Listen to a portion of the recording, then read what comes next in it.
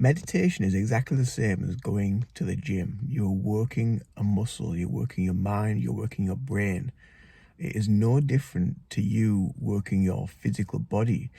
Yes, usually you can see the changes in the physical body a lot quicker than you do within the mind. But after the weeks, days, months, and years pass by, you see the massive change and the massive benefits that you receive through a healthy meditation, healing ritual, healing practice, whatever it may be, through meditation, through Reiki, maybe hypnotherapy, maybe EFT, bringing these little elements of practices into your everyday life. It's exactly the same as going to the gym 3 times a week, each day, whatever, Um, it is no different. It really isn't. It is just the same. You're working the muscle, you're working your mind.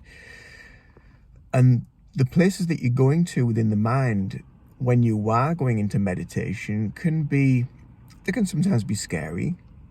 They can sometimes be very happy and very joyful. You'll get a range of different emotions that come from it that will rise up. Some will need to have more awareness shone on them, so you become more aware of what is going on internally. And again, that's something very similar to going to the gym, weight training. You can do certain exercises quite easily, but then you can't do other exercises because the physical body has ailments. It's got things going on with it. So your mind and your body, they function pretty much the same. There's not a lot of difference.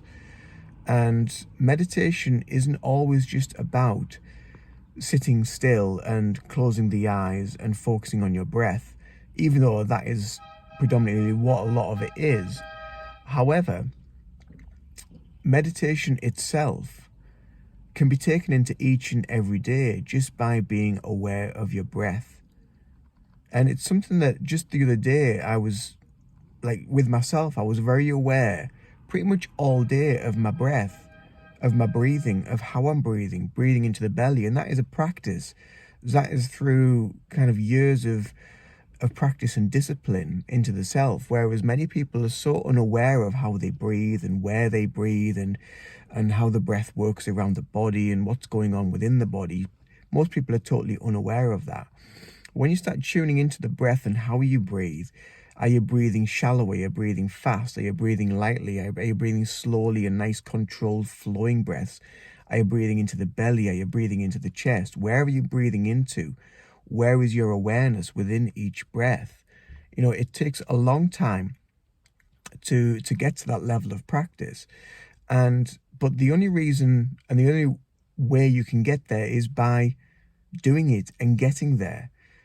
And I started meditation because of my mental health, because of anxiety, depression, panic attacks, flare-ups around the body. I was constantly in fight or flight within the body. So meditation took me out of fight and flight and went into rest and digest. And that is my bread and butter. That is where I go to. That is what I use day in, day out in some form. It may not always be for sitting for 20 minutes, half an hour, or whatever, with my eyes closed and focusing on my breath. It may just be having full awareness of my breath, of my body, of what I'm doing, the sensations that are taking place in and around my body. What am I aware of? What's that emotion? Why is that rising up? What am I feeling? Why is that emotion rising up now? What am I aware of? What is it connected to? And really going into self-analysis. And again, this is a process that you can use quite easily in each and every day just by having a finely tuned awareness. But we need to get the practice in place first. You need to get your foundations. You need to get your grounding. You need to sit with the breath, sit with the body, sit with the mind, find that quietness, and be aware that things will come up, or things might come up. The mind might wander quite a lot. You might have a lot of thoughts going on. You might not be able to just quieten things down, but we don't force the thoughts to stop. When that happens, more thoughts will come in. It's almost like the analogy of trying to stop the water coming through a dam, and using all of your fingers and toes, and eventually they're just going to give in and you won't be able to stop them. It's very much the same process. Your thoughts are very fluid. They will just flow. They will just come and go as they need to. And as a practitioner, we just observe them. We observe the thoughts and just allow them to come and go. And don't be fixated. Don't be stuck on the thought.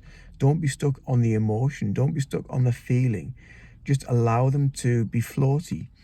Allow non-attachment. Bring non-attachment into your practice. And it allows a level of freedom to come from within.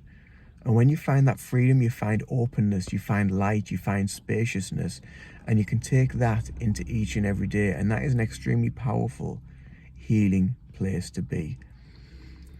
I'm a meditation teacher and coach. I'm also a Reiki master teacher and practitioner. I also practice hypnotherapy, EFT, Indian head massage. I use other various tools in between, shamanic tools, spiritual tools, things like that, to facilitate and help your healing journey. So if that's something you need to be guided on, if it's something you need some help with, then feel free to get in touch. But if not, then follow me for more tips, more advice. This is free advice from me, from my journey, to help you on your journey. So wherever you are, have a beautiful day, and just be aware of that breath. Slow things down, and wonderful things start to happen as the weeks and months pass by. Have a beautiful day.